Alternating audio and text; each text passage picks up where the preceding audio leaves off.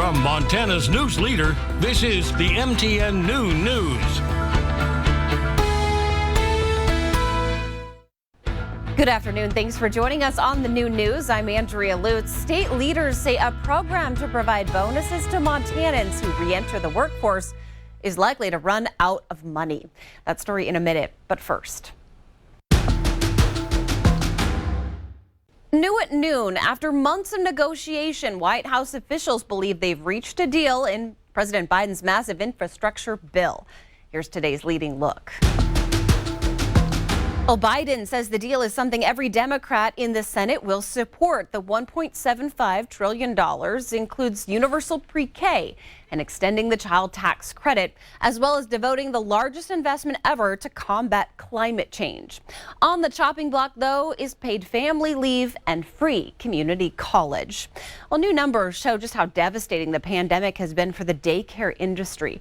9% of licensed child care programs closed permanently during the pandemic, and that forced some parents, mostly mothers, to leave their jobs to stay home with their kids. That's today's leading look.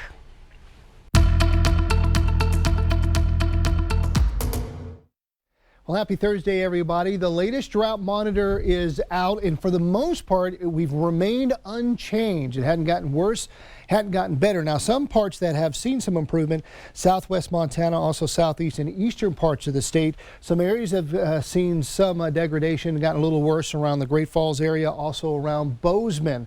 Not a lot of moisture in the forecast moving forward. We do have this front that's going to pass through tomorrow into Saturday, and it could bring some rain with it. You can see up there in the northwest corner of the state, especially in the higher elevations, we have a better chance of seeing some accumulation. Eastern Montana not looking good whatsoever. And once this moisture passes through, that should be about it. We'll take a look at that in your Halloween forecast coming up. State leaders say a program to provide bonuses to Montanans who re-enter the workforce is likely to pay out only a third of what was originally allocated to it. Now, a state commission has recommended redirecting $10 million of that money to other programs.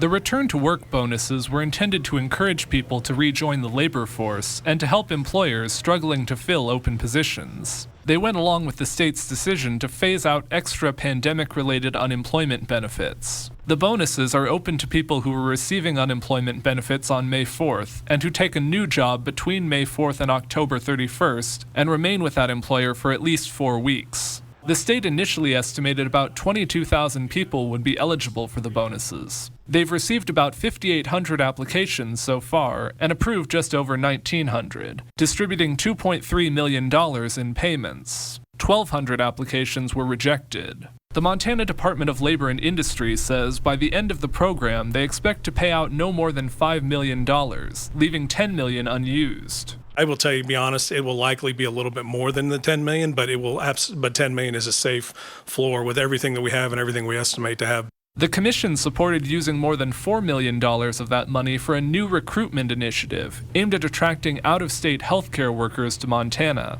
It would reimburse some of an employee's relocation costs if they take a job in the state and keep working for a year. Leaders said the pandemic has made it harder than ever to attract and retain healthcare workers. We have if you will, a need here, and there's an abundance of workers elsewhere. And so this is aimed at trying to put those two together.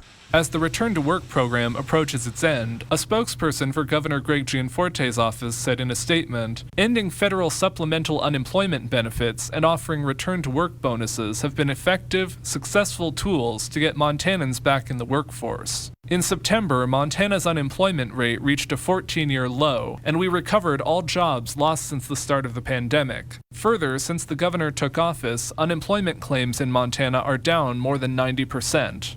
Also during Wednesday's meeting, the commission recommended allocating funds for additional resources to address a rise in violent crime in Billings and to support affordable housing developments that have seen their costs increase because of the pandemic.